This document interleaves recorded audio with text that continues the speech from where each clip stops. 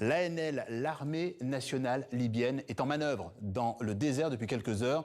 Des exercices militaires qui font figure de démonstration de force. Un processus supervisé par le maréchal Khalifa Haftar qui contrôle l'est et le sud de la Libye. Précision, Péridouane, Séverine André.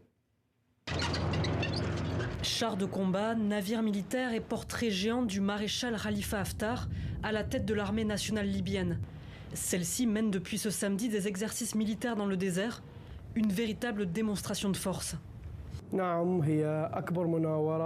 le plus grand exercice de l'histoire de l'armée libyenne. Le nombre de militaires combattants qui y participent est de 25 000. Une manœuvre qui coïncide avec l'anniversaire de la bataille de Karama, une offensive des forces pro-Haftar lancée le 16 mai 2014 pour chasser les groupes djihadistes de Benghazi, dont le groupe État islamique. Cette campagne avait permis au camp Haftar d'étendre son contrôle sur l'Est libyen. Pour le général El Jedid, ces exercices sont un message. Nous sommes pleinement prêts à exécuter les missions de sécurisation des frontières libyennes contre toute agression. Qu'elles viennent de bandes armées ou de groupes terroristes qui se sont enfuis vers le Mali, le Niger et ailleurs. La Libye reste divisée depuis la chute de Mouammar Kadhafi en 2011, avec deux exécutifs parallèles.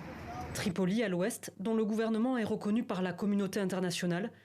L'est et une grande partie du sud sont eux dirigés par le régime militaire du maréchal Khalifa Haftar. Âgé de 82 ans, le maréchal a placé ses 6 fils à des postes stratégiques, dont Saddam Haftar, ici à l'image. Celui-ci est présenté comme étant son potentiel successeur.